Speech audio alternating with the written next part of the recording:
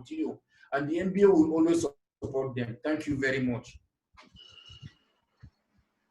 Thank you very much, Mr. Chairman. Thank you for your welcome address. Moving on, we'll be inviting person of Mr. Luka Haruna to shed more light on the propriety or otherwise of virtual court sittings.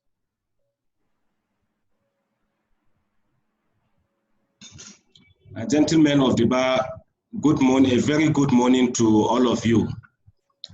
Thank you, Mr. Moderator, Mr. Steve Onimisi. Bright, I'm in a meeting now. Please don't call me.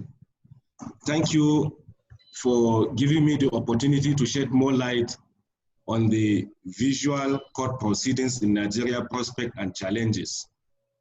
Gentlemen, we are in a 21st century world now, and the world has been challenged with the outbreak of the COVID-19 epidemic. And we can see virtually the world has been shut down, lockdown on public gatherings, including court sessions, everywhere. There is growing necessity of the Nigerian justice system to consider the option of visual hearings to urgent matters and any other necessary matter that is going on before the court. If we do not accept this development, hello, can you hear me? Yes. If we do not accept this development as part of our legal process, Nigeria will be lagging behind in the Committee of Developed Countries, and our justice system will suffer the more. Not only the justice system, businesses, activities, and all other things that is associated to development will suffer a lot. Economists come and do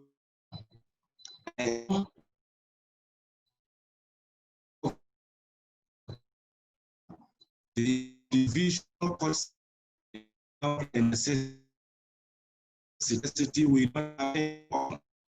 Others have argued about the constitutionality or otherwise of this concept. But gentlemen, my view is that the Constitution has given a lot of latitude in which proceedings can be conducted, has given a lot of latitude in which proceedings can be conducted in public. With this epidemic now, there is a restriction on the number of people that are together in a particular place. That does not mean if there is restriction, everything will come to a halt. We have witnessed within the last 1 month that businesses have come down drastically. And this, therefore, prompted the necessity of the authorities in the justice sector to introduce the issue of this visual court system. We can't do without it. It is a thing of development. We have to accept and work with it. The Constitution did not negate or did not disallow the issue of the visual court system. Most of our civil proceedings are conducted in the absence of the plaintiff and the defendant. In fact, it is an optional. It's not a necessity for parties to appear before the court once they are represented. And it is only in criminal cases. It is only in criminal cases that the accused, the defendant, or the accused has to be present in court personally for the matter to go on. But even in these instances, even in criminal cases, there are situations where the Constitution allowed that the hearing of the matter should commence in the absence of the accused. And it is even covered in the recent Criminal Administration of Criminal Justice Act 2015, where criminal proceedings will go on in the absence of the accused. The visual court system can be viewed from any part of the world. I don't think, in my own view, that there is restrictions or limitation placed by the Constitution on this issue of visual court system. Public have access to it.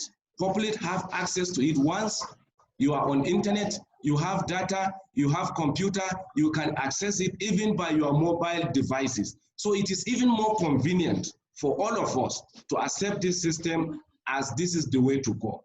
I think I will stop here to give other speakers opportunity to make their introductory remark. Thank you very much.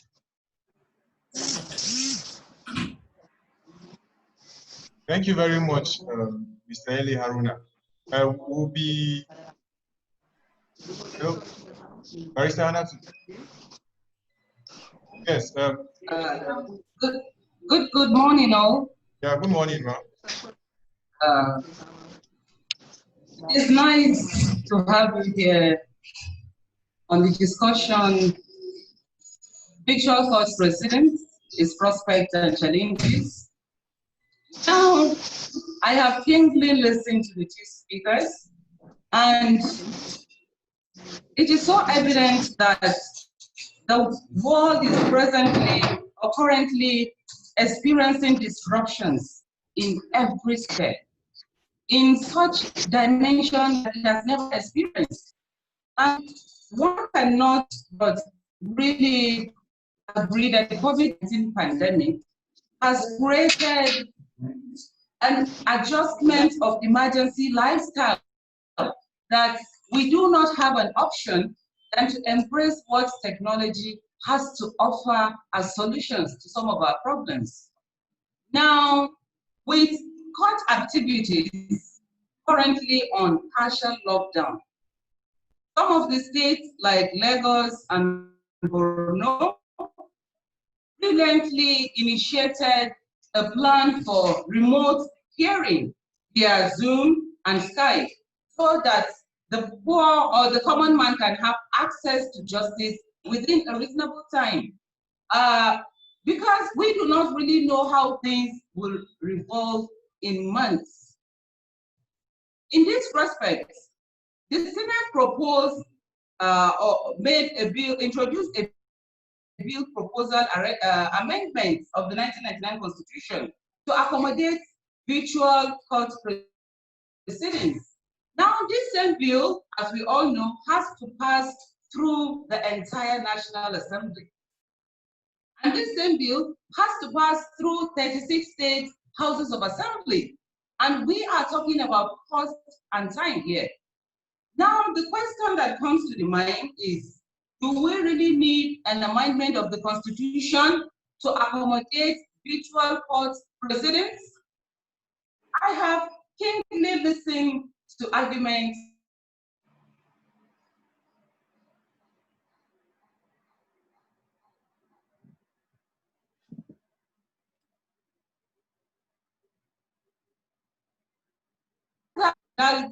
is concentrate on the possibilities rather than concentrate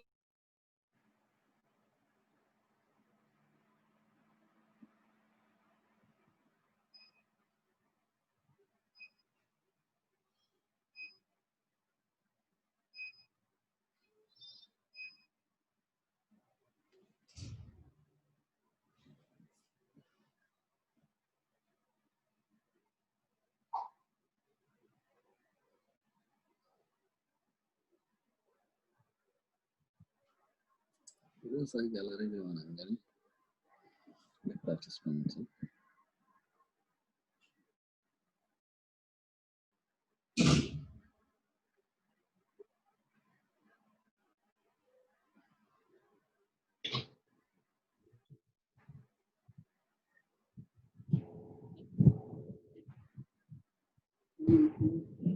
Please, the person that is not speaking should mute his video. That makes the network better. The person that is not speaking should mute his video, or the moderator should mute the video of participants so that we can hear the submissions clearly. Thank you very much, Mr. Tahir, sir. Mr. Tahir, sir. Thank you. Yes, can we hear your views concerning the the issue in discourse. Okay, good morning, all my distinguished colleagues and leaders of the bar.